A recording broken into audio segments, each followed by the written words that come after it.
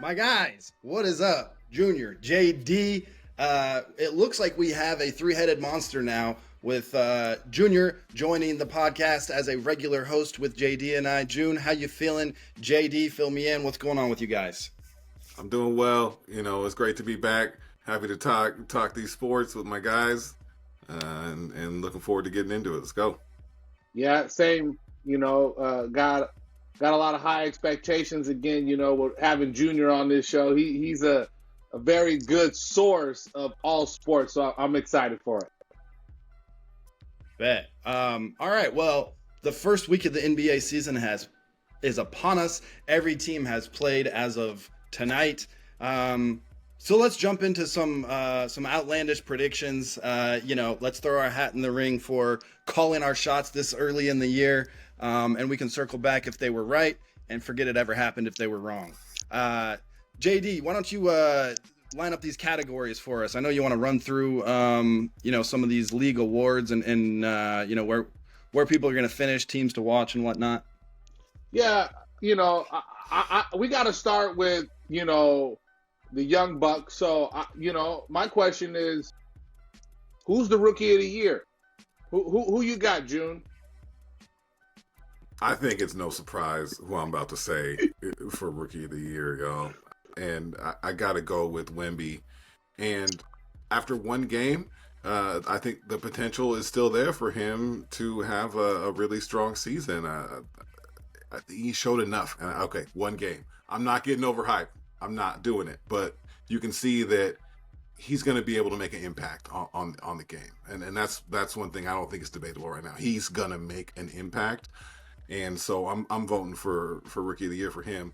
But Chet could sneak in there and have a solid season, especially with that team he has around him. He's got a lot of support. So I wouldn't be surprised if Chet's up there as well. Chris, what you got? I know who it's not going to be, and that is Scooter Henderson, who I am on record. I will die on the hill of this dude being trash, overrated, in his own head. I was watching. I have a rant about watching games to that we will get into at some point on this show. But I was able to watch my first local broadcast of the Blazers since moving up here to the Seattle area 5 years ago. There's a lot of corny stuff, a lot of a lot of stuff that I didn't miss in terms of the broadcast, but I saw an interview with Scoot Henderson and Brooke was interviewing him, and it's like when you're good with the media, they're trying to tee you up, and this is a local person, and she was trying to get him to say, like, I'm excited to play against the guy I grew up idolizing, Russell Westbrook, in my first NBA game, and he just wouldn't say it, and it was like, he just doesn't get it, and I'm calling it now. He just doesn't get it, and unless he just and I know it's one game, and they showed stats of LaMelo Ball and was it SGA or somebody else that was a 19-year-old starting point guard in their first game and how shitty they played, and Scoots was exactly the same, and they went on to win Rookie of the Year those years. But I still think he's trash. It's Wemby. I mean, come on now. He could play 40 games and still win it. Well, I am on record via text message with y'all saying I think we learned that Scoot is not the next Dame. And I know that's harsh to say from a one-game sample, but he's not the next Dame. And that's a lot of pressure to put on him anyway, but I don't know he's going to be as bad as you're thinking, Chris, but he's not the next Dame. I think you said a good thing, though, about Chet, though, Junior. If Chet has similar numbers to Big Vic and his team has 49 to 50 wins, it's going to be hard for the NBA voters to not vote Chet that. Say OKC has a top 4 seed. Well, they didn't make the playoffs last year, and then you make it in your top 4 seed. It's kind of hard. I mean, hopefully Chet's healthy and his numbers are similar, but it's Big Vic's, trophy to win if he wants it. And it is what it is. Solid first opening night, and there's a lot of room for improvement. However, it's there. It is there. Um, Going on to the big guys, who's the MVP? Who's gonna come out and show that they got that dog in them this year? Hey, hold on. I gotta say, okay. I don't even think this is a reach because dude's finished in MVP voting, been a finalist. What if this is the year Dame's the MVP though? I mean, Interesting take. He's already shown to be that caliber of a player. Hasn't been able to put together that winning season to be able to really make that push. But he could do it. And they're gonna win a lot of games. A lot of games. I think if you're gonna look for a dark horse, I guess I would say probably Dame. But at the same time, he's been in the running. It's not like it's foreign that he's in the running for MVP. I'd love to see him get that this year. I think that's a good take there, June. June, let me ask you a Chris. question. What did you have that same take before the game tonight? Yeah, I did. I put my notes in my own sheet before then. Just show me the receipts. Let me get a screenshot of the revised version. It's not going to give you. I got to give you the metadata, man. Okay, I'll but dive in. regardless of the game, I think that's a real possibility for Dame. He's again going to win a lot of games playing with someone who takes a lot of pressure off him. I was telling my dad the other day, look at the teams Dame drug into the playoffs on his back, right? It's LeBron like. Okay, so here's my question, because you know that they're going to cancel each other out. Who's the tractor and who's the trailer when it comes to Giannis and Dame? It don't matter. It changes. It changes. It depends on who's in the, who can lead you that night. It's like parenting, dog. Like who has the energy that night to carry put the kids to bed, to make the dinner, to do the laundry. Like sometimes one person's feeling it, the other person's not. I mean, and I don't disagree with what Gilbert Arenas said on this topic. I'll say because Gil gets wild on some of his takes, but I say on this take, he's talking about Giannis is the option for the first 43 minutes of the game, but that last 5, that's Dame, and yeah, that's true. I don't disagree with that, and I don't think Giannis would disagree with that. How much pressure Giannis has had to have at the end of games to be a shot creator when, as great as he is, I mean that's just not his number one strength. So I think Dame time lives on in Milwaukee, y'all.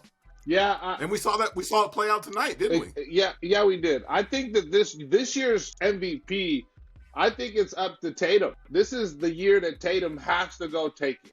If you don't go and take it this year, because I don't think the voters want to give it to Jokic again. I don't think they wanted to give it Embiid because Embiid is not going to play like that. Giannis and Dame are going to play themselves out of it. Luka, Luka is. They have to be good. Yeah. They have to be great for him to be considered an MVP. And we know that Boston is going to be there. So to me, it's Tatum's award to win this year. How many years have we said that though? That's what I'm saying. I'm not even throwing shade on Tatum. I'm saying one. I'm not saying you. I'm not saying you in particular. No, I'm just saying. Do you guys remember when he was 19-year-old rookie dropping 30 in the Eastern Conference Finals on the reg? We've been saying it since then. And that was 6 years ago. He's 25. I think it's 6. Yeah, it was 9. He was 19. So I think that's a cute take. I like the dark horse take from both of you guys. And I'm going to stay on that topic, on that theme, with the player that will be MVP, and there's going to be a lot of articles written about how this came out of nowhere, and we'll refer back to this podcast. So hopefully it gets embedded in those stories, and this podcast goes on to great fame. That's Devin Booker. The Suns are going to be a top 1-2 team in the league, not just in the West. Everyone's going to be talking about him. KD's not 20-year-old KD. He's more like 40-year-old KD. Beal's going to be off and on hurt. They're going to be a good team. He's going to be the consistent dude for them. And I think he wants it. I think he wants to be the guy there. And part of it is that it's like when they're, when guys are playing in an all-star game and it comes to crunch time, the guys that want to win MVP start playing really hard. I think Booker's going to do that this year in the regular season. Well, I just want to say this, and we'll move on. He wasn't even that. Okay, did Devin Booker finish top 5 when the Suns had 60+ wins? I don't know what happened yesterday, last week, next Tuesday. If you're not even a top 5 and your team wins 60 games, how are you going to do it this year? Because you're not winning 60 games this year, Chris. Sorry. For the reasons I just said, because they're going to be talked about being the super team, and they're going to be on national TV, and it's media that votes, so they're going to think of the Suns. We might as well just give it to Dame then, if you're going off of that. No, because the Suns are split 3-4 ways. The Bucks are split down the middle. I'm glad that upset you, though. I'm glad that upset you. I think Booker's got an uphill climb to win the MVP this year. Oh yeah, it's a dark horse. I think the talent is there. I think the stars would have to really align for Devin to get that respect all of a sudden, because I think people look at him as a really good scorer. Number 2 option. I don't think he has that respect. He's not a number 2. He's not a number 2 option, dog. I think it's fair to say 1A, 1B if you're talking about KD at this point in his career and Devin Booker. And how old is Tatum? 26, 25? Somewhere around Booker's there. 27. All yeah, right. So they're both Speaking of the on that same NBA trajectory. MVP, all right, they do the preseason All-American team. Who's the preseason All-NBA? Now, remember, you got to play 65 games to get it. So, who you thinking is going to be All-NBA this year, Chris? You got Book, Dame. Who's your other 3? I know those are 2 on your team. So who's the other 3? No, because Dame didn't make it last year. Who made it last year? Go to June. Let me look up last year's real quick. I'm going to do some real-time fact-checking of myself. So, yes. I would we say... could just... So, go ahead, June. If we're talking first team, I'm looking at last year's, and I'm trying to think, okay, who's not going to make it from this last year's team? I feel like someone like Steph Curry on second team. I think he's got a chance to fall to third team or off just with depending on how the Warriors do, and the fact that he's just getting a little older too, and he's still amazing. But you might see Steph slip off the All NBA team this year.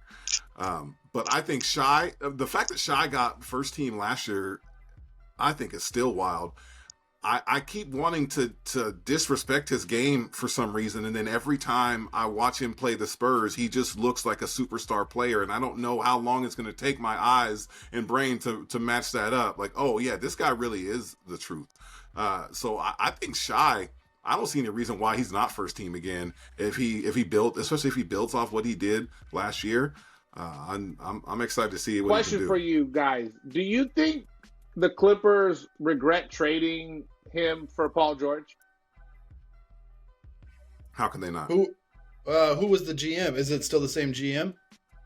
I'm pretty sure they haven't. I mean, they just fired their fan base. I know their fan base does, but like GMs get really married to their deals and their players. Like I know Neil O'Shea was an extreme case of it, but like seeing that firsthand, where all the guys that he brought in to the Clippers, the Al Farouk Aminus and these random players that worked well with one team, they get married to him, and that's the relationship with the agent and the player, and just they start to have a bias. So if that GM is still there, I would say they're not. They don't regret it. But if it's a new GM, the GM there. Let me check. It's just real quick, not to get off topic, but because I'm thinking like you got rid of a guy who was younger, less expensive at the time for a guy who, a broke down bag of goods. In my mind, that's what PG. Tough. I think it was tough to project SGA as a type of player he turned into. The development from year to year on his was, and it wasn't even actually year to year. It was pretty slow. And then all of a sudden, that third year, that fourth year, it was like, wow. not everybody takes that kind of leap, and it's obviously that's why being a GM in the NBA is hard. You just can't make those predictions. Well, and you show up in Oklahoma City with nothing to lose, and you can just play street ball and use your athleticism, and the final score doesn't matter. Like, that's the perfect place to develop after being, groomed under a better system. Yeah, absolutely. My first team, I got to go with Dame this year. I think Dame's going to play enough games to get first team.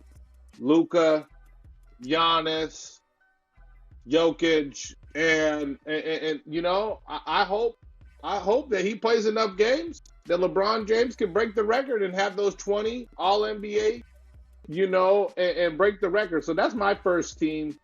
Second and third team. First? You're thinking LeBron gets on a first team? He's not been on 19 first teams. No, the record of all NBA teams. He doesn't have to be first team for that, though. He could slip in at the third. But I ain't gonna put the man second or third when he's the king. Okay, so you honestly think LeBron's got a chance to be first team All NBA? I personally think he should have been on it last year. That's biased, though, dog. Guess what? He didn't turn it on. It's for the entire body of work, and he didn't start playing. He quiet quit the first 2 months, 5 months, 3 months of the season, like until after, I don't know, Valentine's Day. Like, wow, haters going hate. Quiet quit his job. Go ahead. And like Donovan Mitchell got second team, Jimmy Butler got second team last year, Jaylen Brown got second team. I could say, the Jaylen Brown one is okay. You can swap. You could probably make an argument that LeBron should have got that over Jaylen Brown. Tatum, for the second team, and that's the thing is, my MVP was Tatum, but if LeBron is not first team, it's Tatum's spot. Yeah, but you're picking Jokic over Embiid for the 5. Oh, definitely. I don't think Embiid's is going to be his. I think the whole fiasco with James Harden again is going to wear on a player just like it did KD, and it's going to wear on Joel. Like, just watching the few minutes today, it's like this guy, James Harden's relativity to want to play basketball with an MVP player is crazy, and it's mind-blown, and it is totally fucked up Joel Embiid. Yeah, we're gonna get to that, aren't we? I mean, we got that on the rundown, JD. Okay, so we're gonna get there. Okay, all right, man. Well, hey, JD, let's get on with the with all these changes and the expectations we just put on these players and these young men. Who's on the hot seat? Who has the highest expectations in terms of players that are in new situations or have had a new situation thrust upon them? It's easy. It's Phoenix.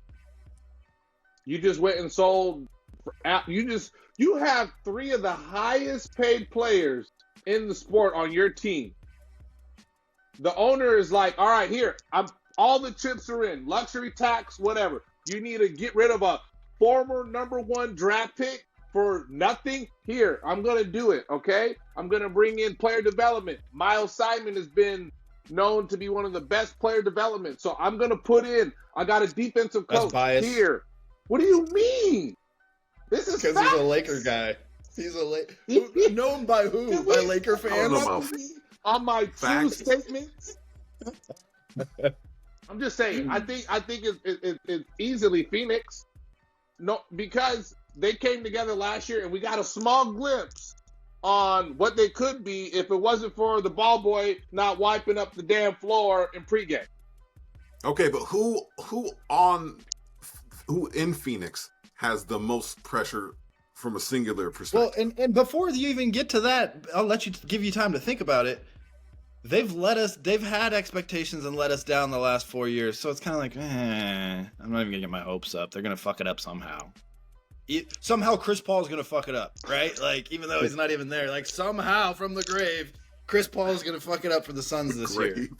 Well, okay, here's my rebuttal to that, Chris. It's kind of like when you have LeBron on your team, you have KD. Oh, this is the best player in the world. If you got the best player in the world, then go win a championship, damn it. Ain't nobody's saying he's the best player in the world anymore, bro. Either of them. Okay, I'm just saying, when you have LeBron on your team, regardless if it's 35-year-old LeBron or 40-year-old LeBron, you still got pressure. You got KD, you got the Slim Reaper, you got pressure. You go and get Bradley Beal. You have your MVP on the team. How like, what else do you want? You just fired a coach that was good, that led you to 60 wins in the NBA Finals, and you fired him? I mean, how is that not pressure? Did Monty? Well, I'm not saying it's not. I'm just saying it's not the most pressure in the league because they've been had pressure and they've been not doing well under that pressure. And a new coach. It's tough to have that level of pressure with a brand new coach. Yeah, there's. I mean, I'm not saying the players don't feel it, but it's tough to say a brand new coach you're having that much pressure on. June, who do you think is what team has the most pressure? I mean, how could it not be the Celtics? I feel like we could say that for a few years as well. Yeah. Okay. We all have different takes. Go on.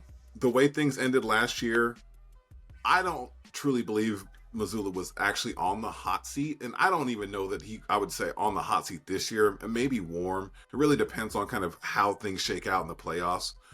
But they've kind of going back to the Jason Tatum argument, that those expectations have been there, and it feels like they just keep growing every year. And I know he's young, but I think people are done giving him that pass of being young. The Celtics or Missoula? Both. Both. I'm talking about Celtics, and I'm talking about Tatum and really Tatum and the core. Tatum and Brown being their leaders. Well, that's the core now. You got rid of Smart. As one of Chris's favorite movie quotes used to be, they're not that young, right? Winning Crashers, baby. Not that young. Well, I think that's. I'd like your guys' answers, and I actually give them a level of respect. But it's the Bucks, dog.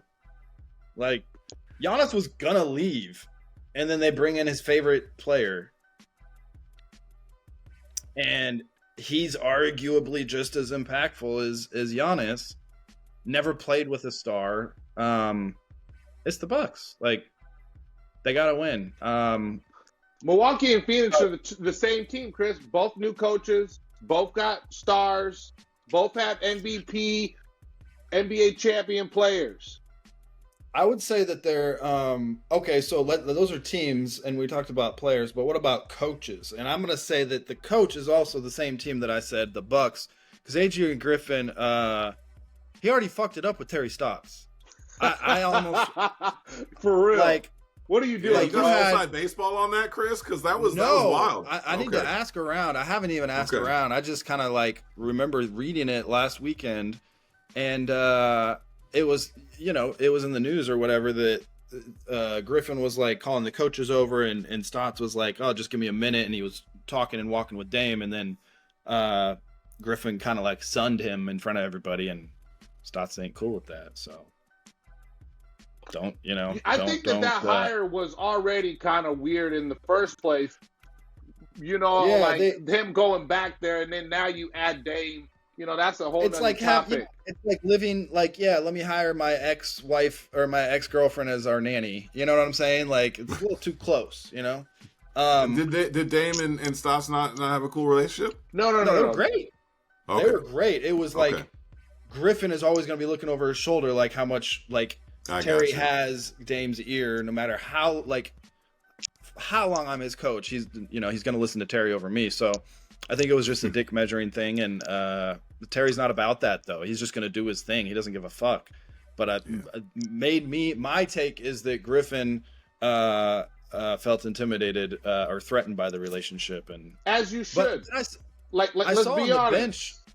Well, as you should, but also you're all there for the same common goal of winning a championship. So fucking grow up. Stop.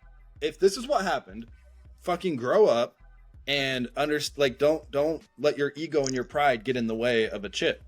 But I saw on the bench. I want to look up there. Would Phil Jackson do that? No. So he's on the hot seat. Phil Jackson. But Phil, that's what I'm saying. Phil Jackson wouldn't bring in fucking Phil Collins to be his assistant coach, unless You know, Doug Collins, but yeah, or Doug yeah. Collins, Phil Collins. In the air tonight, baby. Got me It's in the air tonight. It's in the air tonight. I only corrected because I I wanted to get that in the air tonight reference in, bro. So like, you bro, know, and it that's didn't feel right coming out of my mouth, but I was distracted because I saw on the Bucks bench, I think Jay Triano's an assistant there now, who was a Dame's assistant in Portland for a while. Joe Prunty was the shooting coach in Portland. I think you overlap with Dame for a couple years. So I think they I don't know if they're new this year, but I think they're trying to pull some familiar faces in. But Terry was just a little bit too much. All right, well, let me hit you with the easy. We're talking about coaches on the hot seat. I feel like this is probably too easy of a take, but Billy Donovan with the Chicago Bulls. I mean, they're on the cusp of just blowing everything up, depending on how the first half of this season goes. I think that's probably just that is not a hot take at all. And I think that's more than likely that Billy Donovan is not around next year because I don't see that team. I hope that succeeding. the Lakers figure out a way to get DeMar DeRozan from Chicago somehow. You know, and wouldn't that be a sweet ending to his career going to Los Angeles and just getting to finish it out there? You know, I don't know, but for me, it's the Clippers. You know, like you feel bad for Tyronn Lue. Yeah, how's he not? You know, like. All right, you're going into this new arena. I don't think Ballmer's going to fire him before they go to this new arena, but I just think Tyronn Lue, yeah, they say, oh, this is the best coaching, you know, but, I mean, how long is Coach going to, you know, how long is Ballmer going to stick with Tyronn and pay him Paul George and Terrence Mann, you know, like, and Kawhi, like, I get it, injuries are part of the game, but T. Lue, he's on the hot seat this year. Let's put up or shut up for the Clippers. Okay. I gotta correct myself. Jay Triano was not on their bench, and Joe Prunty did not coach Dame. But someone looks like Jay Triano, and Joe Prunty did coach in Portland. that's this podcast is about integrity, you know, and I like that. You know what I'm saying? Chris. Quick fact checks. Hey, but speaking of integrity, the NBA may have just fucked that up. So we got this tournament starting in a week. Yeah. November 3rd. Yep. In Vegas for the chip. I was like, they said mid-season tournament. This is well, if you look at the final dates, it ends up being closer to. Is it spread out? Yeah. Yeah. Okay, but it's weird that it starts now. But hey, you know, I can't knock them for being innovative and trying new things. Well, this is not new, Chris. This is a soccer model. They've been doing it for a long time. It's new to them. Come on, it's new for the NBA, bro. Come on, man. It's new for the NBA. American sport in general, right? It's Where do pretty the new. stats go? I haven't looked it up. Where do the stats go? They go for the season. Imagine the NFL doing it. Does it count for the 82 games? Yeah. Does it count for the 82 games? Yeah. So it's a regular season game. As a player, I'm just going about my schedule. It's part of a road trip or part of a homestand. But on paper, it counts as something else. It counts to get a $500,000. Yeah, well, so the concept is they used regular season games and just added the label of it's essentially the first round of the groups, the tourney. So the group stage is essentially occurring with games that are already being played, but it adds that stipulation to it, like, okay, if you lose here, that's a loss in your group stage for the tournament. And then I think it only ends up being an extra, like at the most, like 4 games for the teams that are in the championship. It's not a ton of extra games for the players because of the way that they did the group stage. And I could be wrong about the 4, maybe it's 6, but it's not a ton. It's not a ton. So I like that concept. And you know more than me. Why I think it will be successful is exactly what you just said. But do the players get that, or is it per player? Yeah. That's worth way more than a chip, right? So think about play. Like, you only have a few max contracts on each team. Everyone else is, for the most part, you know, role players in the NBA.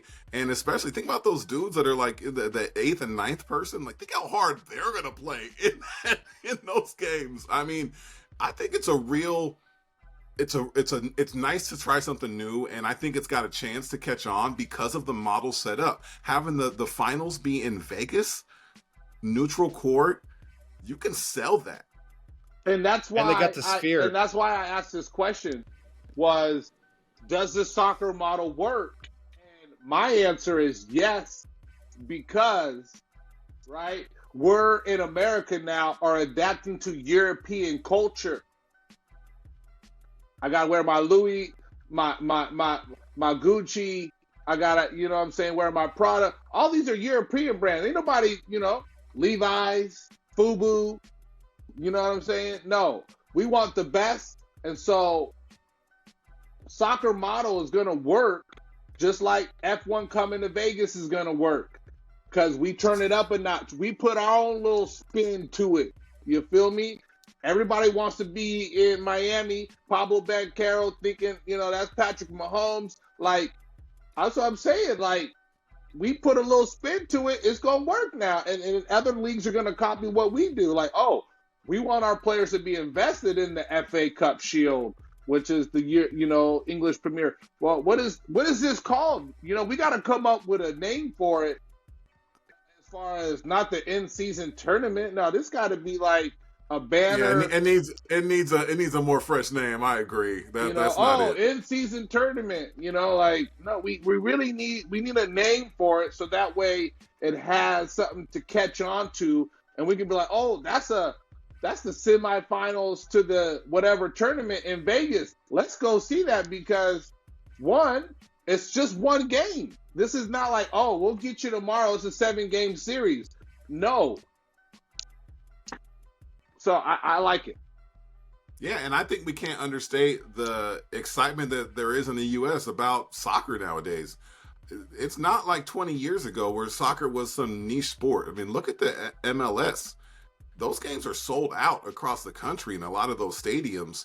I think Americans are a lot more familiar with soccer and what's going on with those midseason tournaments than we have been in really any time in the past. That's a good way to say that. Exactly.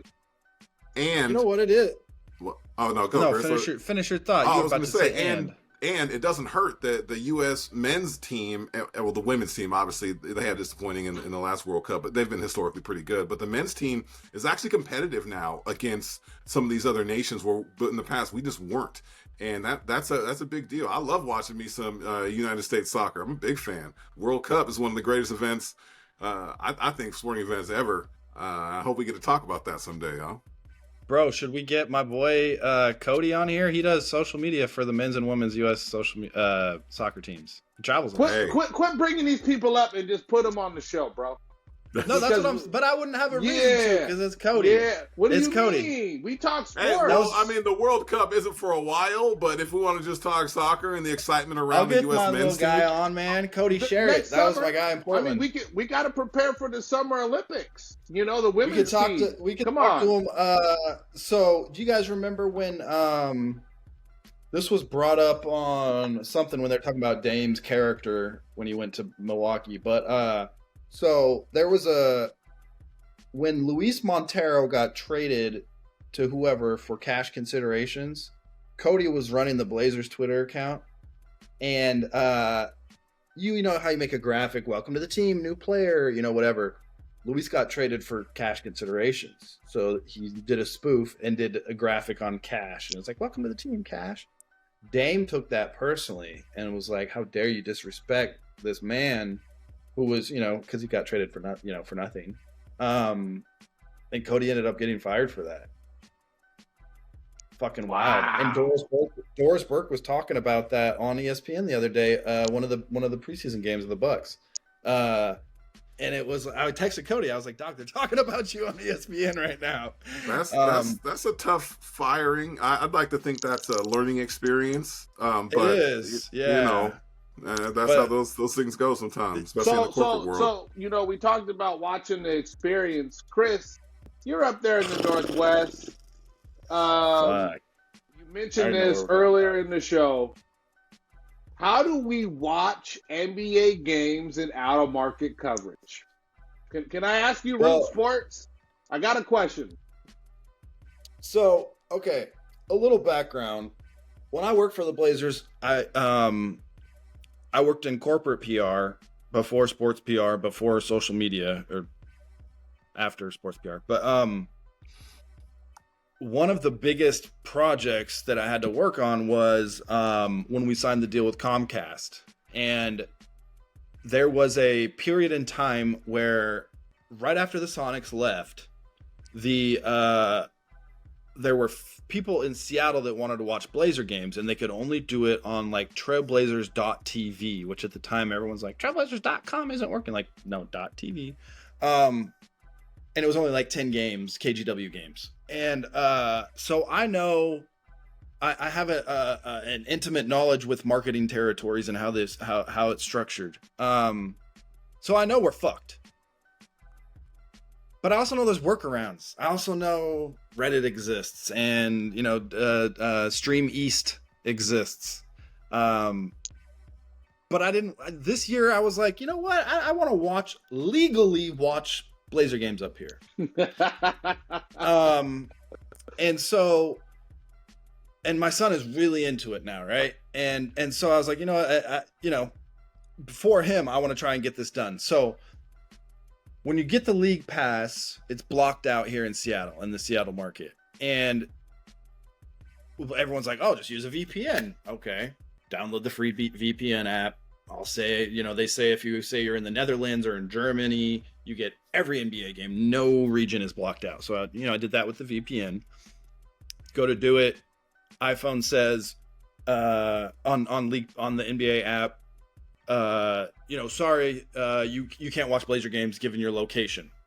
It's taking your phone's GPS. Okay, let me go to Google. Actually, let me go through all my phone settings, figure out how to turn off GPS, go back to it. Nope, you got to turn on GPS. Fuck you. Okay, I'm going to Google this, and I look it up, and there is this product. It's like myiphone.com something. Sounds janky, but it's flipper mode, so you can fuck with shit.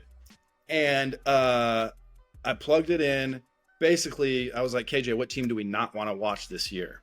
And I was like, Atlanta. He's like, no, Detroit. I was like, all right, let's find I literally went to a site, and there's this site that says, like, give me a random Detroit address. Do that, put it in, boom. My weather app, my Find My Friends, everything says I'm in Detroit.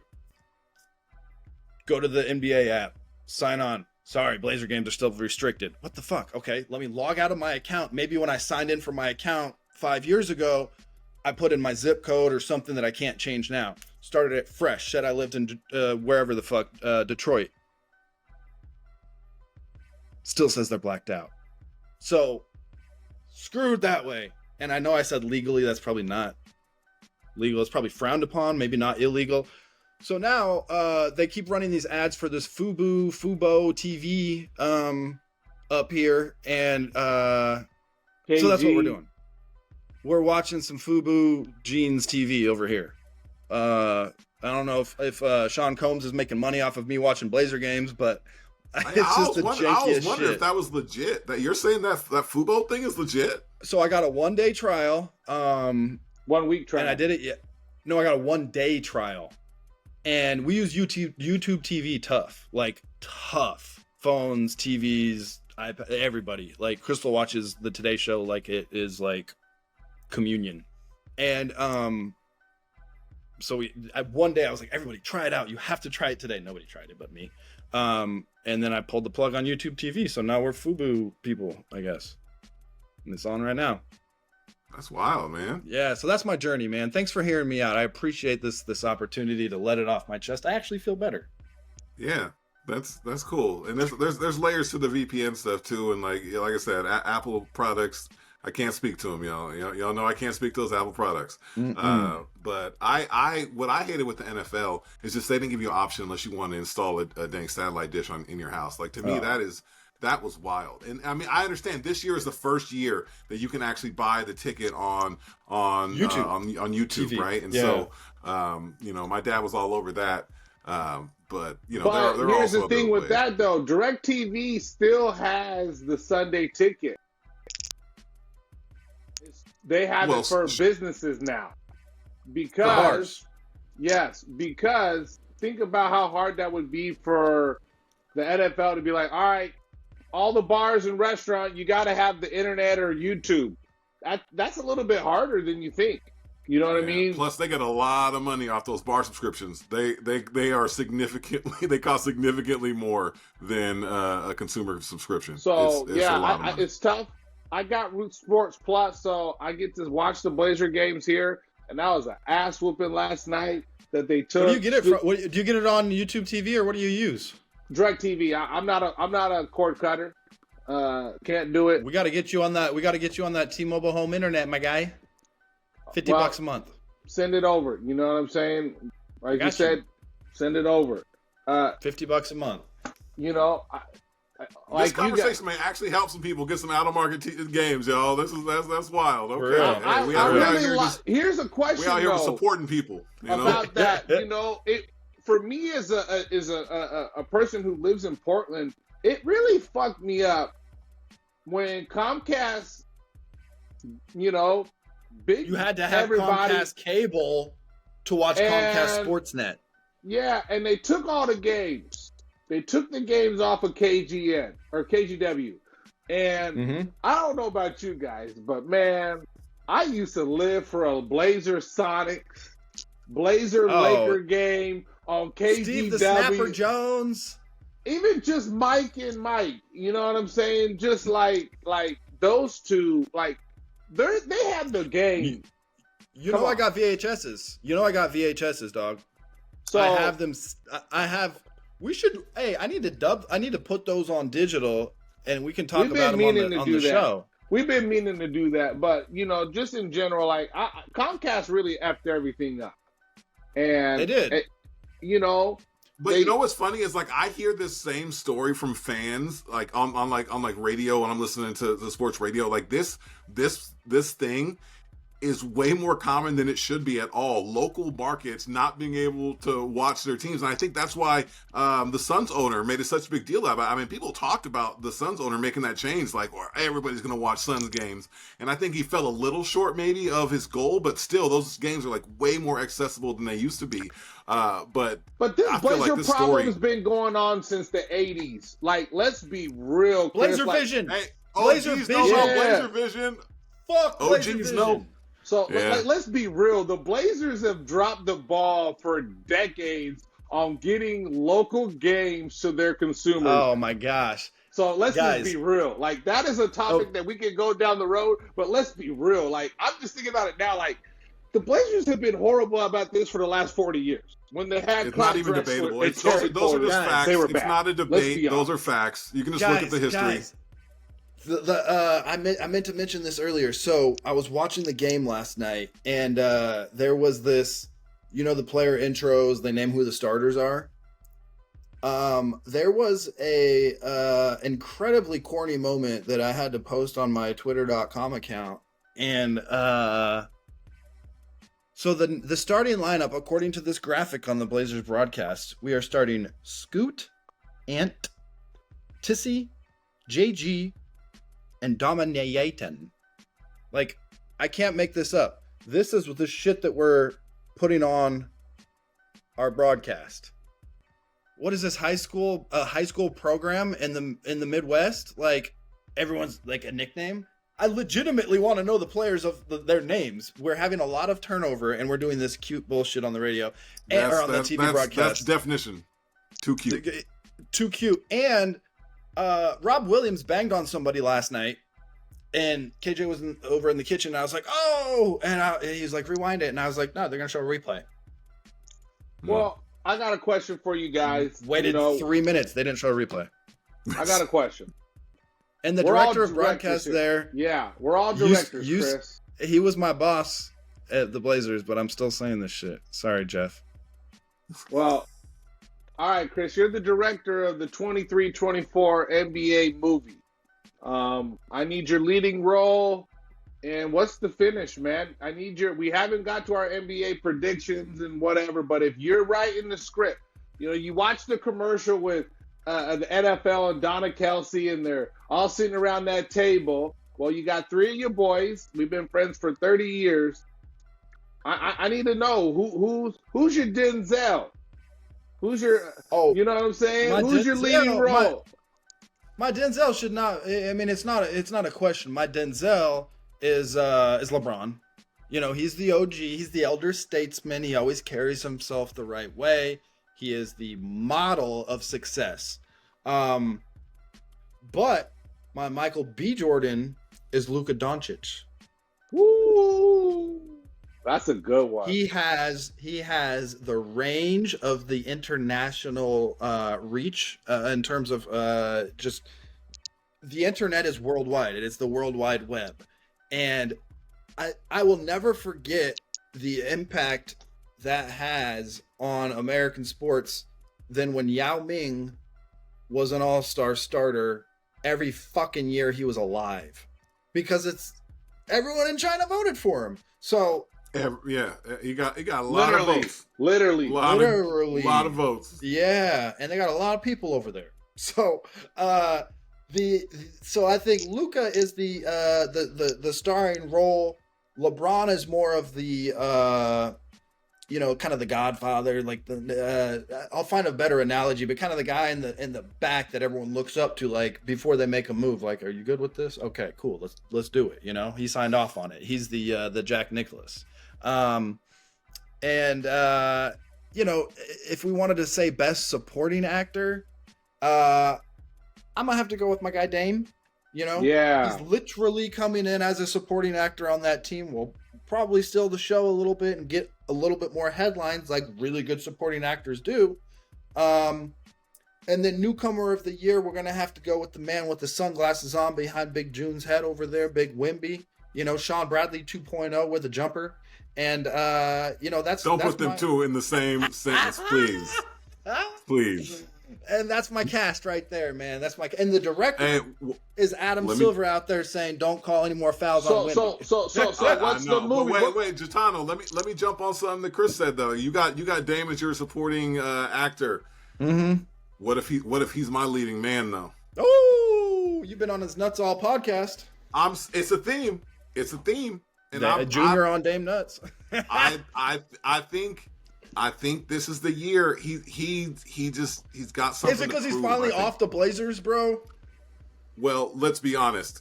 The Blazers haven't given him the support he needs. So like, yeah, I love watching Dame individually, but I never believed in any of those Blazers teams, and I don't think either of y'all would say you truly believed in them. Tonight felt different, but here's what I'll say. I think people are we talked about like heroes and we're gonna talk about heroes and villains a little bit. I think you can look at Dame either way because he went to join Giannis. People can say, oh, he forced his way out of Portland, even though I think there's a lot of nuance there. But it wasn't like a LaMarcus Aldridge force out.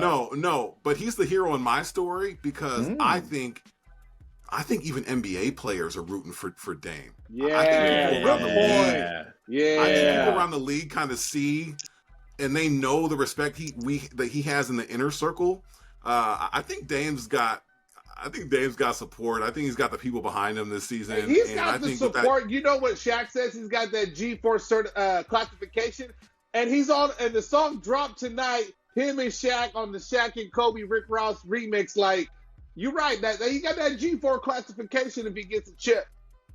And man, and maybe this is me projecting, just wanting to see that happen from just all those years in Portland and just again not getting that support and I really want to see it. So maybe I'm projecting, and that's I'll take that bias right now. But villain, I gotta go with Harden because it's already set up so perfectly, and I think what'll make it even better is if he finds his way to a contender and actually gets to the playoffs and like.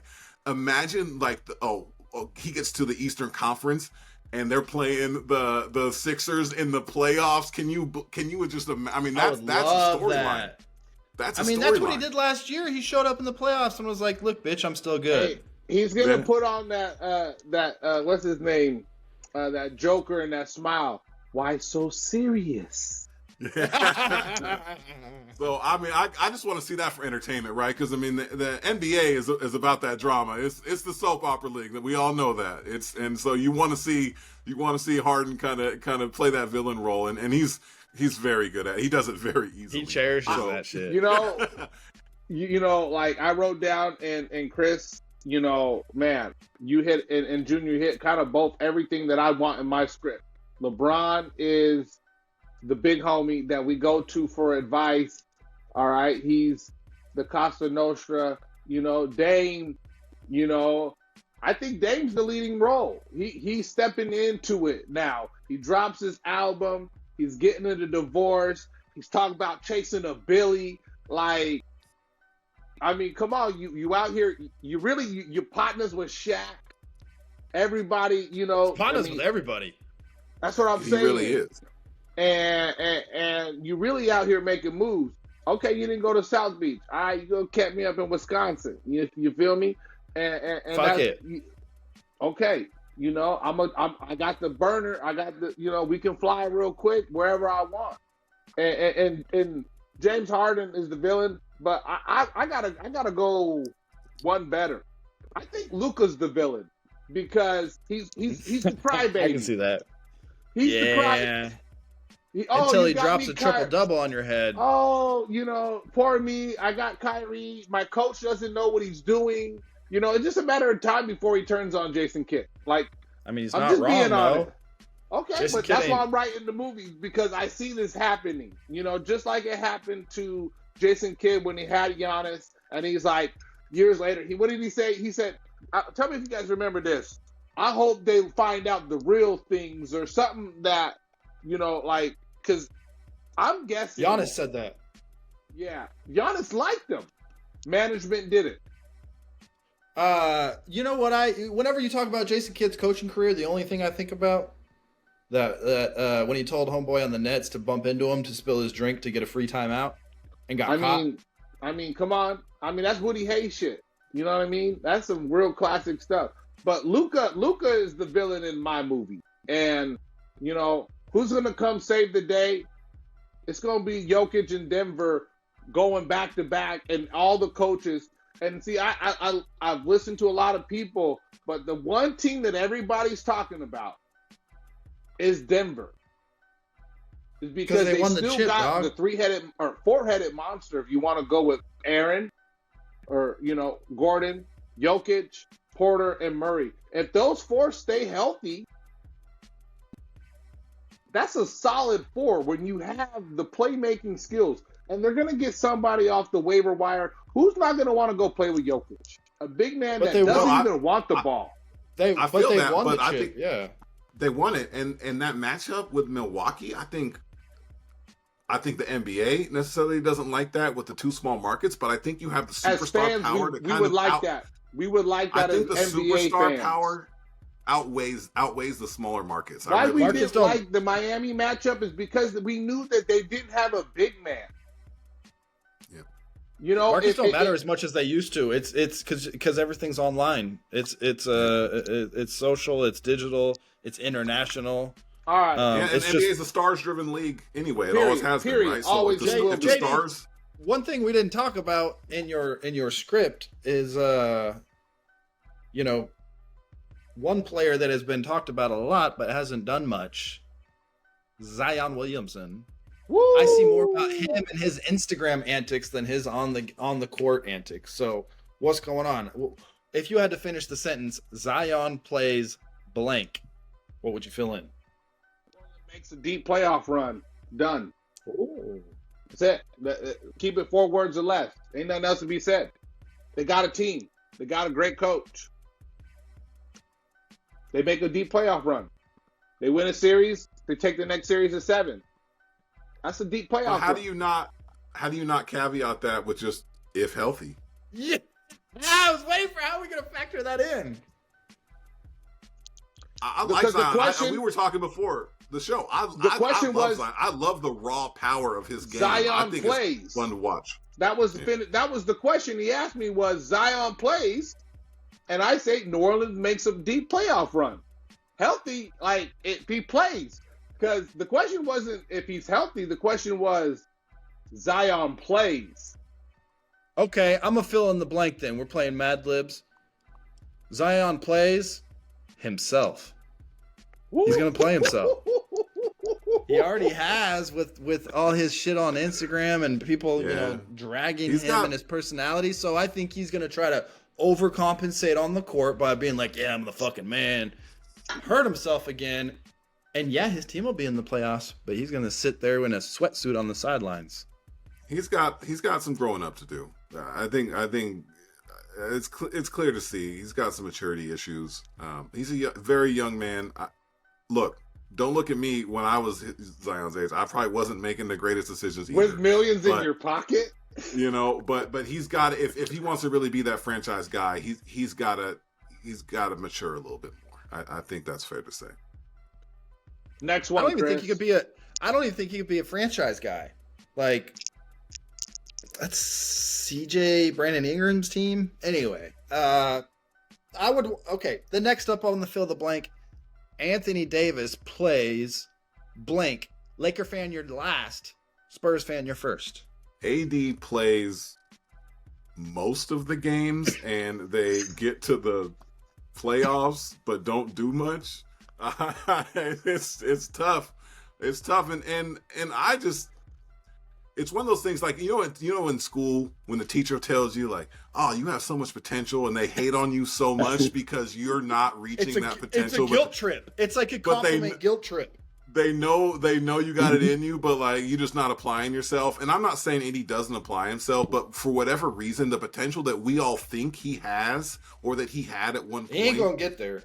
I think we've got enough sample size to say, well, he's just kind of who he is. He's a really good, We are who we thought he was. He is who we thought he was. Great player.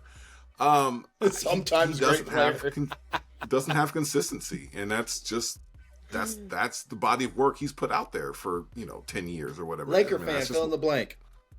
You go. You said I'm last. I'm in last between you two. All right. Well, if AD plays harder, we win a championship. You think it's about playing hard? You really do? I said harder. Well, I'm just saying, I think it's more about focus than playing hard for whatever reason he doesn't. I guess. I don't. How do you, Junior? We're not him. We're not a 7-foot, decent-looking man Junior with millions is. of dollars. Well, I said we're. Oh shit! You're right about that. Looking, bro. You gonna take that from me too? You got 2 of the 3. Dang. Okay. JD forgot the stats. Okay, my bad. I forgot my guy is 7 foot. Hey, I'm sorry, man. It's It's just hard because everything else you said was true. We just got in your head. yeah, it's just hard, Chris. When I can't think of another player that when you go win a chip and as good as you were for those 2 months in the bubble, like you were that dude hitting game winners, fadeaways. Like I can't go from dating a Ike to Ike, Chris. I can't. I need that thing to be Ike every night, baby. And, you know what? And if AD plays harder, the Lakers win. I don't know if it's a chip, but the Lakers win. That's just how I feel as a Laker homer. I just don't think it's about playing harder. There's something mentally that he's got to block mentally because great players don't let those stretches happen. Yeah. You don't see people that are great shoot 6 shots and not score points in the second half of games. It's just for the people that unless we say you're Kobe are truly against great. the Suns in the 2007 playoffs, and you're trying to be a little bitch and not shoot on purpose. Sure, I know what you're saying, Junior. Sure. All right, can I fill in the blank one time? Dame's not going scoreless in the second half. Yeah, because he's not a little bitch. TLDR. Tim Duncan wasn't going scoreless in the second half. I guarantee you that. That It was his job to show up and put in work. All right, AD plays. Yeah. Can I answer the question, my guy? Yeah, I'm asking you. I want to hear what you got to say about my team because I'm leaning in. All right. And here's the truth. Okay. The best indicator of future behavior is past behavior. So that means he's going to play great again. AD plays the same. And it's not just that he's not getting better or anything like that. It's you fall into this routine of like, oh, this shit hurts. I'm gonna sit out a couple games. Like that's his. mental muscle memory or physical muscle memory of like, I don't play that hard, or I don't play through injury, or, you know, if I feel like I might get hurt, I'm not going to play. Like, I don't know what it is, but it's between the ears, and that shit ain't going to change. Like you said, Junior, 10-year sample size. It's between the ears, so he plays the same, ain't going to change.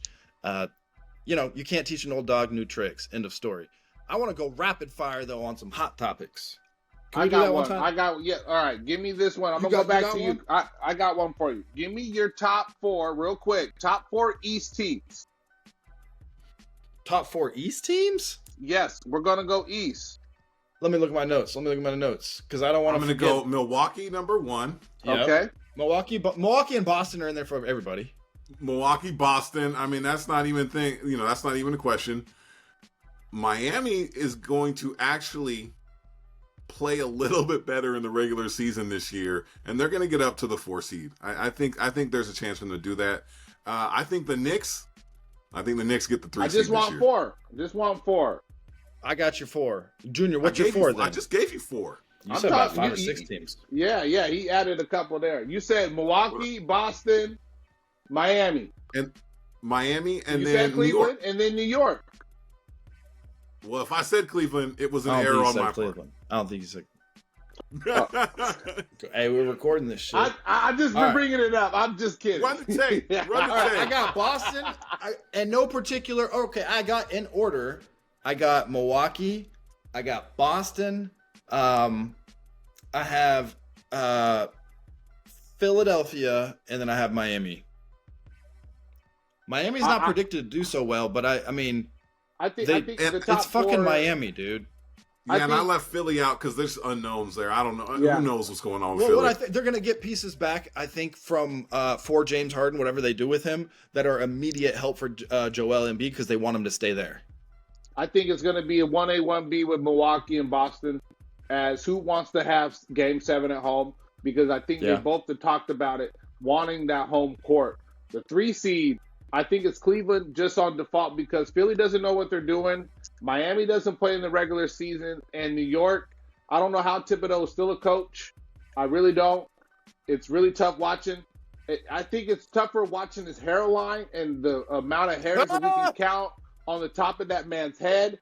You need to let it go. Angry. Okay, you need to let it go. All right, you need to let it go. And then I'm going to go over to the West. My number 1 seed is Denver. Number 2 is Phoenix by default. I think Phoenix will, they'll figure out a way. The Lakers are 3, Clippers are 4, and Sacramento's right there behind it. I think Sacramento is right there. How about you guys for the West? June, you go. Got to be Denver. And Denver might run away with the West this year. They only had 53 wins last year, though. I know. But they didn't have Murray for the full season. He was still getting back into the swing of things. He's starting out hot already and healthy, and I think that's a big factor for that. Who are you talking about? Sorry, my shit froze. Jamal Murray in Denver. You're still talking about Denver? Okay. Yeah. What if the Kings make that jump? I think to Kings number could. 2. Wow. I think Kings could get that 2 seed, and then they get bounced in the first round. I'm not gonna respect your Lakers in this. Sorry, Gitano. They might get a 7 seed, but I don't see them getting much higher than that. I'm saying Oklahoma City is the team that kind of Oklahoma City, Sacramento Kings. It's the year of the Young Bucks, y'all. And then Phoenix is gonna be in there. I got to give them 4th. For some reason, KD's injury history and just Beal's injury history at this point. I don't know that they're all going to play enough games together to get like that 1 or 2 seed. Are we talking seeds or how far they go in the playoffs? No, I just said top 4. I didn't top 4. No, but Junior's talking about seeds, and I'm talking about the top 4 seeds in the West. Yeah, but seeds don't mean shit. Look at the World Series; they're both wild card teams. Yeah, I got an over under for you guys real quick. Hold on. Can I say my team? Can I say my West? I was going to say, man. Let's go. Moving on. Let me go back to being host because I keep track of the shit. All right. Hey, we're getting I got the motherfucking. Okay, storyteller. Hey, because that's when I was a guest and you were the host. Hey, I got Phoenix in there. I don't have Denver in there because I'm trying to be controversial. I got Sacramento in there, but that's kind of a no-brainer because they are up and coming. They gave the Warriors 7 games, bro, and they got better, and everyone Sacramento's got a year good. better. Sacramento, How did they get better? Sacramento's good. Who did they add everyone's to a their year roster? older. That means they might be. Sorry, that was fucked up.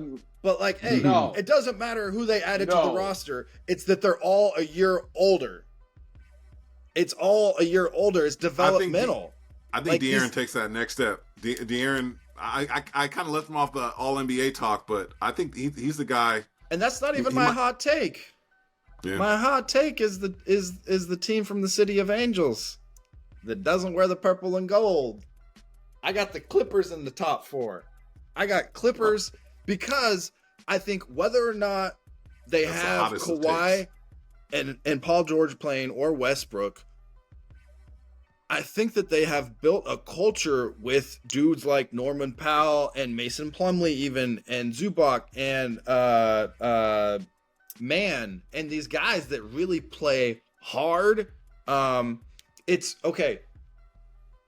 It's like what the Thunder want to be when they're veterans. You know, it's what they could be. Is like athletic dudes that all kind of play multiple positions, but the Clippers are just more experienced. So I put the Clips sneaking into my top 4, and I have the Warriors in there too. Did I say the Warriors? I like your reasoning though. I think your logic is sound. I don't think they'll all health again. I don't know if they'll all play enough games together to get up there, but I understand the logic.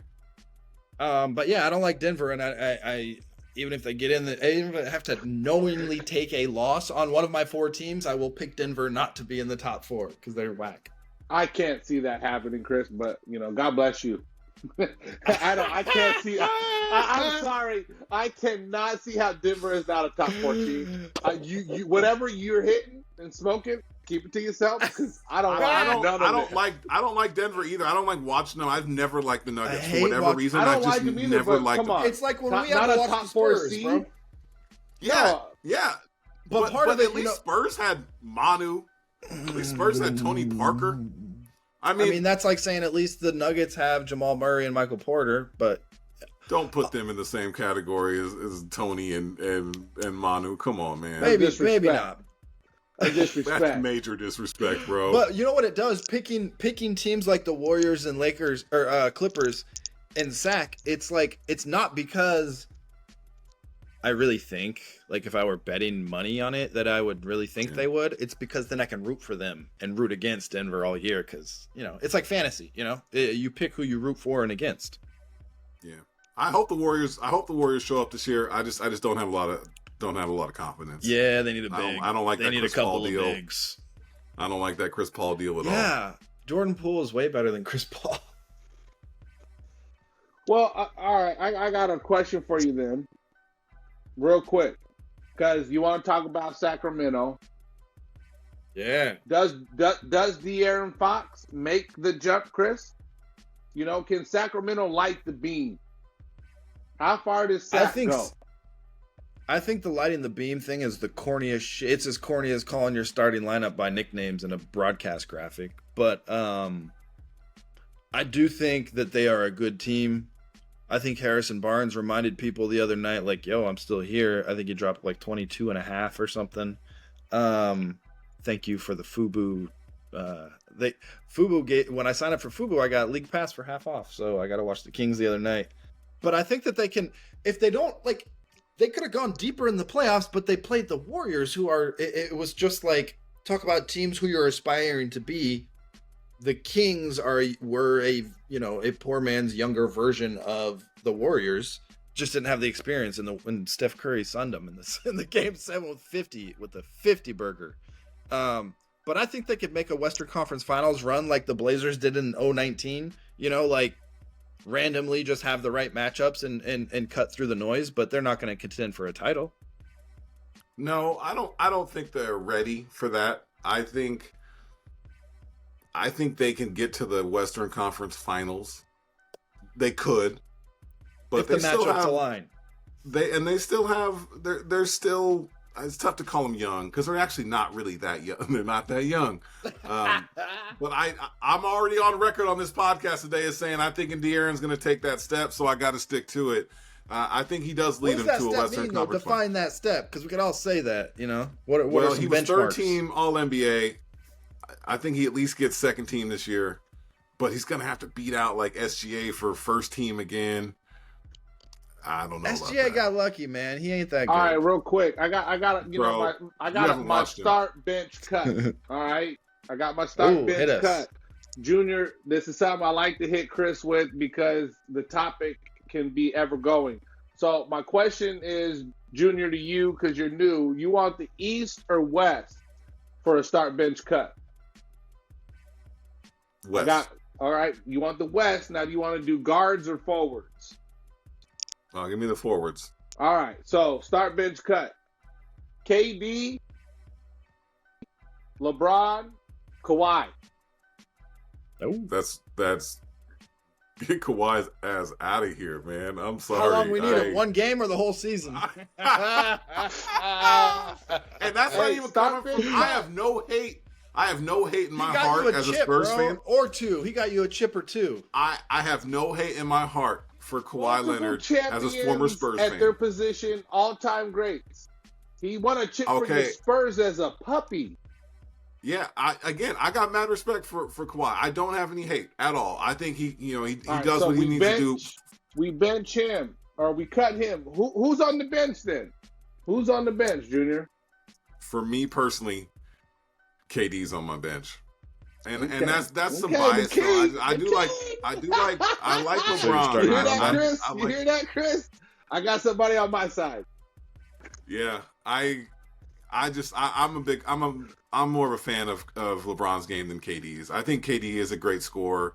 I think he puts up enough effort on the defensive end for a superstar, and LeBron used to put up a lot more effort on the defensive end. But I mean, come on, the guy's almost 40 years old. That's unreasonable to ask him to be an all defensive player at this point. So I got to go with LeBron start. I got to bench KD. Chris, and Kawhi, get out of here. Wait, Chris, Junior, you're born in December, right? Yeah, yes. December 8th. You and LeBron about the same age, like within. Yeah, or is he a year older? 30th. No, he's the same age. His birthday's December 30th. Same day as Tiger Woods. We grew up with LeBron. LeBron. You know what I mean? I know. So, Chris, you're gonna get the East. Hold on. I gotta get my Tony Rosillo. What's the dude? The fact checks on a PTI. He does it around the horn. Oh yeah, Reality. Okay, Sacramento Kings are that young, bro. Really? Okay. De'Aaron Fox, 25. Kevin Huerter, 25. Colby Jones, 21. Trey Lyles, 27. Davion Mitchell, 25. Malik Monk, 25. Keegan Murray, 23. DeMontis Sabonis, 27. They got young. Old souls then, man. I mean, Harrison Barnes is 31. JaVale McGee's 35, but he doesn't really count. But yeah, that's a young team. They're two of their core players, though, in Harrison Barnes and Sabonis are seasoned players. And De'Aaron Fox came out young, so while he's only 25, he's been in the league for 5 years. So, Huerter's only 25 is young, too. I thought he was, he carries himself like a vet. But I agree, you're right. That's a pretty young team. It is. But hey, so LeBron, are we doing a what? Is this a 3-on-3 tournament? Is this hoop it up? Hey, is this backyard barbecue 3-on-3? You know what I mean? It is what it is. Okay, that's what it is. It's a backyard 3-on-3 tournament. Winner takes all. Pride and $500. So for me, Chris, you got the East, Chris, but you got a guard / forward type of combination with Dame, Jimmy Butler, Tatum. Who's your start bench cut? I cut Tatum. I benched Jimmy. And I put Dame as the starter. Come on, man. Give me a tough challenge. Respect. Tatum, but playoff. Tatum has been Tatum peaked before he could legally buy alcohol. I'm just saying, Jimmy Butler's led his team to 2 NBA Finals, bro. Like, there's something. Yeah, but he looks like he looks like Outcast Equimini. Okay, well, listen. This is, I feel like Jimmy's got bench player vibes too. I feel like he Jimmy wants to would come be off one of the those. bench. He wants to come in pissed off like, why didn't you start me? Yeah, like For real. That's dudes get motivated. Yeah. All right, I agree, but at the same time, there's something to be said, right? Because JD, hold on, finish your thought, and then I got you one. not everybody can lead their team to the finals. Yeah. I mean, if you're in the East.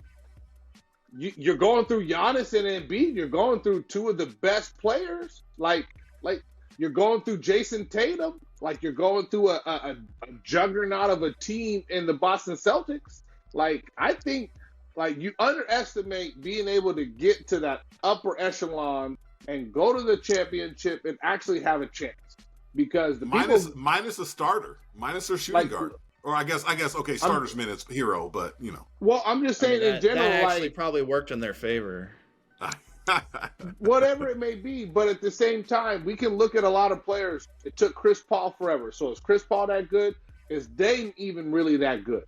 Because Chris Paul is the Peyton Manning of the NBA. Well, Peyton still got 2 chips, so put some respect on that. Okay, That's what I'm saying. He'll get a chip, but Chris Paul's not going to get a chip. He to me, I've never liked his game, but he'll Gary Payton his way into a chip. Putting somebody who hasn't had success in the championship to me is disrespect. That's why I say Butler is. I'm cutting Dame and I'm starting Tatum and I'm going Jimmy Butler off the bench for the simple fact that Tatum. He's been doing What's it. Your scenario, dog? What's your scenario? Are we playing? Are we playing a backyard 3-on-3? Are we playing 82 games? We playing an in-game season? Backyard 3-on-3. I want the 6'8" light-skinned guy that can dunk on you and still shoot from deep. I don't want the 5'5" guy who can't play no D. But I'll get in his head, bro. He's too weak. Dame was from. Hey, it's where you're groomed, man, and that dude was groomed in a lab. All right, JD, I'm gonna throw one at you. Bow on this. Hold on, I'll put a bow right here. All right, start bench cut. You got the Laker thing going on behind you, okay? We all see it. We're gonna go bigs. We're gonna go big George, Mike, cut Shaq, Kareem. Hey, that's fucked up, man. That's racist. Why you cut the white guy? I never saw him play. How am I supposed to know anything? So he doesn't count as a human being? Okay, hold on. Let me replace George him. Mikan? I didn't see the guy play. What do you want me to do? I never saw the man play. You just cut him. You just cut him so quickly. It was I'm sad. Like, look, I'm cutting him and Will. Okay, y'all both get off the team. Put Will in there. I forgot. Will wasn't even in his prime there though. Yeah, but I still Shaq is. I'm sorry, Shaq was just built different, man. Over Kareem, Shaq. Come on, man. Like I don't, bro. Come on, man. Like this is a no-brainer. I don't care. Kareem has the greatest catalog in NBA history from high school, college to the pro. All right, better than LeBron because LeBron didn't go to college. All right, so it's Kareem off the bench, but it's Shaq Diesel every day. You know what I'm saying? Like that's a no-brainer, and that's an obvious answer. I was just trying to rile you up a little bit.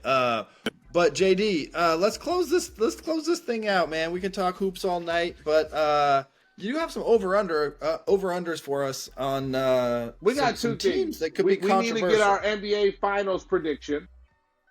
So let's start with that. We'll end with that. Over-unders. I got a question. Over-under 30 wins for the Blazers. Quick hitter. Under. Okay. Way. They're going to win 18 games, man. Miami Heat, 46. Under, but they're going to go to the Eastern Conference Finals at least.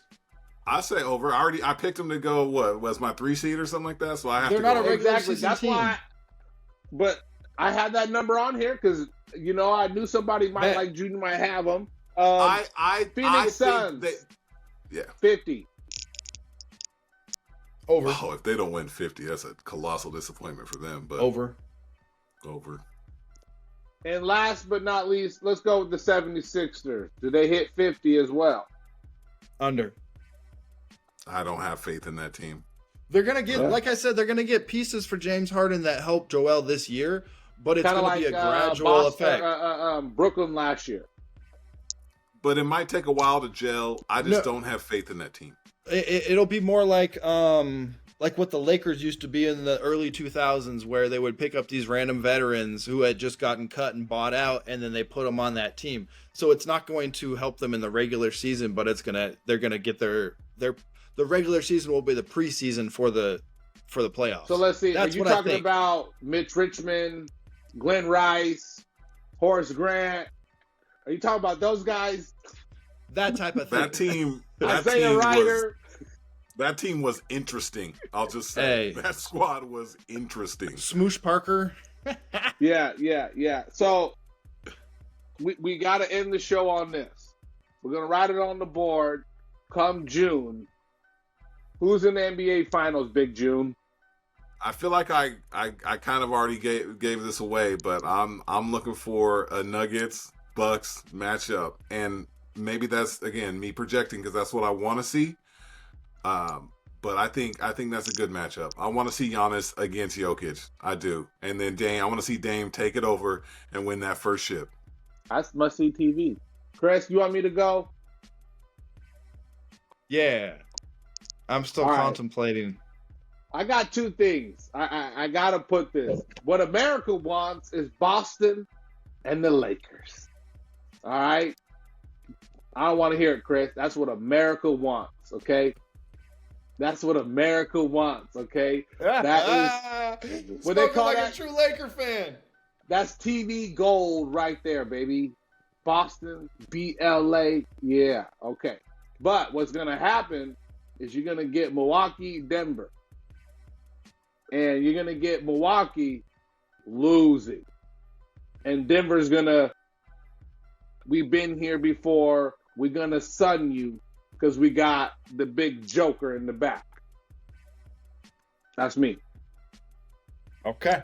It's really hard to pick anyone other than Milwaukee out of the East. But for the sake of talking shit to each other all year, I'm going to pick Boston, even though I believe it's going to be Milwaukee. I'm going to pick Boston, put it on the board. Why not pick Miami then? He's contradicting himself, so he's got lots of outs, Junior. That's what he's going to do. Oh, I picked it. It's like having 4 fantasy teams. You win no matter what. Okay, get out of here. No, You root for everybody. Okay, so I got Boston coming out of the East, and out of the West is definitely not going to be Denver, because I ain't going to root for those motherfuckers all year. I want to say the Clippers. I really, really want to say the Clippers, because I feel like I really think, no, because it's a surprise, and they're in my top 4. Man, okay. But one of those, okay. 2 of those 3 dudes are going to have an issue, and it's not going to work out. So the team that I'm going to predict coming out of the West is Golden State. I'd love to see it. They're going to do something. They're going to find a big. They might find their way into Karl Anthony Towns. You never know. Pull a rabbit out of their hat. That's not an That's addition. the team that landed Kevin Durant on 4th of July out of nowhere. So just watch. Okay? So I'm Boston, Cat Golden doesn't State. make them better. He's just another perimeter player. He doesn't make them better. You're He's the another best perimeter shooter player. ever. He's the best shooter ever, as he Best said. big man shooter ever. Who, Yeah, Porzingis? So question real quick. Hold up, real quick. Junior, this is between me and you. Chris, you just be quiet real quick. This guy said Golden State. Wallace. He did. He said Golden State. Championship pedigree, motherfucker. You've been talking about it all night about the Lakers. He said, hold up. He said Golden State and Boston. Okay. So we're gonna get a rematch. Sure. Okay. They've been there. So yeah. So we're gonna be like what's the guy on the shirt say, Junior? Both teams played hard. Both teams played hard. It could be Terry Porter or Bobby Gross. Okay, well, That last time I checked, we only representing one name around here. What's his name? Well, hey, so we'll put them on the board. We'll keep tallies. What? Hey, should we put a little something on it? Should we put like $5, $10? We are grown men. We do not need to bet on this, but I'll put 100 on whatever you bet because your ass is really trash. If it's betting $100 a against pride. Chris, yeah, I'll take Chris's money because I'm I'm terrible out at here. betting. I just like to root for something that's not obvious. You know what I'm saying? Like, I feel it, man. Yeah, I'm gonna root for Golden State. You know, in the playoffs, I'm gonna root for Golden State. I'm gonna root for the Lakers up it'll be until like the point. You know, we'll just do tabs. You know what I'm saying? Okay. I'll owe you 100. You know? Yeah. y'all just wait. Y'all just wait for 100, Wemby to get a little strength on him, get a little experience, and then when we do these in a couple of years, it's gonna be all predictions for Spurs. Hey, I don't he care. needs to stop working out with Sean Bradley's trainer, though. He needs to Oh go my work out gosh. with Charles Oakley's So trainer. I see this. I got a crystal ball, and it says that Wemby's going to request a trade to LA. Woo! Yeah. Yeah. Bring Big what Vic year, over though? to LA. I could see that happening like in 5-7 years, but what are you saying? Saying that's the next big man the Lakers are going to go get. We How want long Big did Vic. Shaq stay in Orlando? 4 years? Yeah, I'd say 4. Yep, 4. So after the rookie contract, Wemby's going to want out?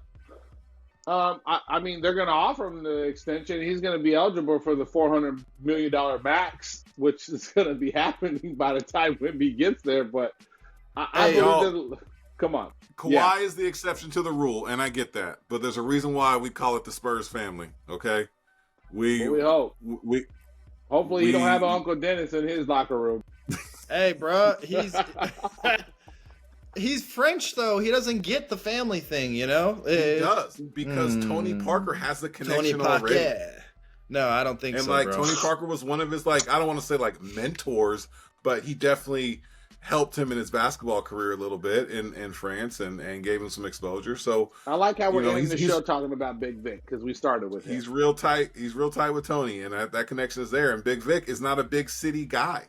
He's a French guy. Give him a used to- couple used to years live in the in France. NBA. He'd be like, man, Yeah. I need to go to LA, baby. Okay? I need to go to You know Hollywood. what he is? You know what his not his ceiling, but his not his floor, but his mid-level? It's a stretched out right-handed Sam Perkins. Yeah. That's not even No, close. I mean, you know what, Chris? Why is he hanging That out is- at the three-point line all night? He's like Rafe LaFrentz. bro, Yes. it's one game. It's I one know. game. It's replaying right now. It's playing on my TV right now. They keep showing it over and over. Like, Also, man, if you had Grant Williams guarding you like that, you wouldn't be going in the post either. I don't want to hear it, man. hey, speaking of dudes named Grant, Jeremy Grant is trash. Did you guys watch the Blazer game? Yeah. Well, And he's on the hook he's getting 200 100, million, bro. yeah. they already said that they don't plan on him being on the roster after the he's able to be traded. Who's So like, gonna take what is- that fucking contract? bro? A contender? Like, but he's not even that Bro. good. Those But, kind hey, of contracts get traded all the time. That's true. But hey, one thing I meant to ask when everyone was paying attention, no one's paying attention. No one listens to this anyway. But do you think That's Dame why would the show's still- going for 2 hours. 1 hour, 29 minutes, and 18 seconds? Hey, do you think Dame would still be on the Blazers if Paul Allen was still alive?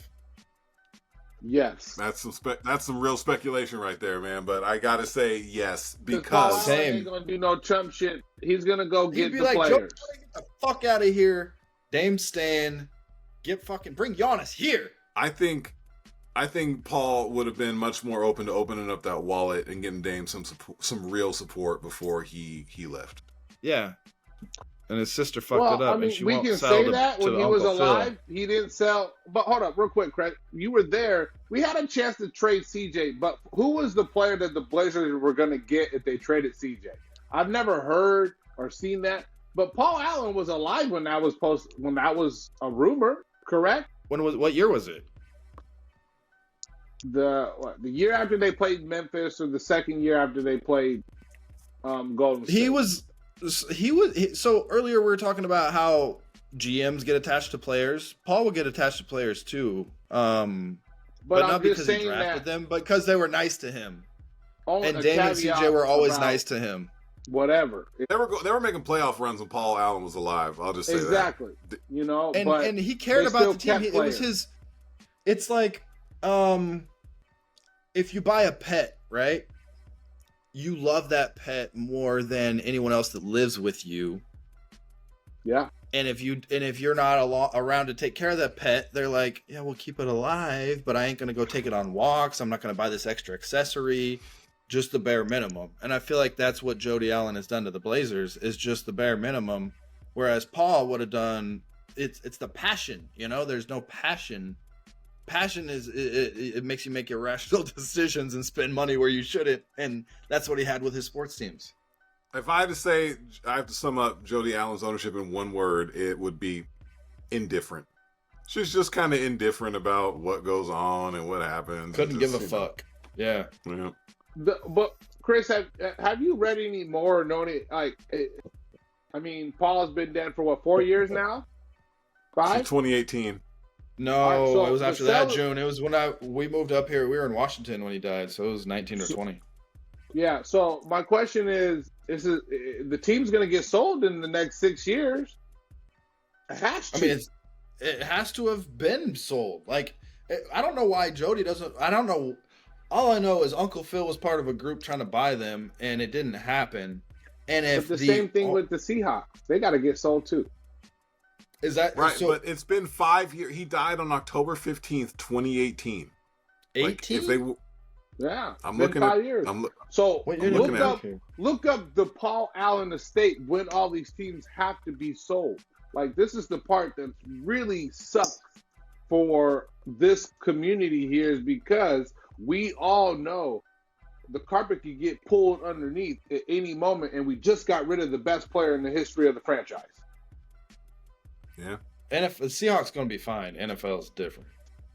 Yeah, we know that. I'm just saying that the Seahawks, they have a great leadership. John Snyder, Pete Carroll, but Man, it's the NFL. It's a different product. I'm just saying that the NBA, like, dude, Chauncey Ownership means gone. a lot, and ownership influences NBA way more than NFL. Also, Jeremy Sochan is a splitting image of Dennis. Come on, bro. NFL ownership goes hand in hand in winning, though, in any organization in sports other than baseball, in my mind. I agree. However, I think the ceiling and the roof in the NBA are much wider than in the NFL. You can have a shitty owner in the NFL, but there's still so much parity on the field. Whereas in the NBA, you kind of have to buy real parity. Quick then, we're going to keep this podcast going. Is Jerry Jones a good owner? Yeah. No, he sucks. If the measurement of a good owner is that franchise like being worth billions of dollars and exponentially growing in the last 20 years, then yes, he's a great freaking owner. It's a business, he man. He built that stadium that he owns. I talked about Mark Davis last time I was on the pod, owning that stadium. I don't think Mark Davis is a good owner from the product they put on the field, but from a business perspective, dude is doing just fine. So that's what I'm saying about the Blazers. Like, it sucks. Okay, another owner who all right. Is Mickey Arison a good owner? We got to wrap this up, y'all. He owns the Miami shit. Yeah.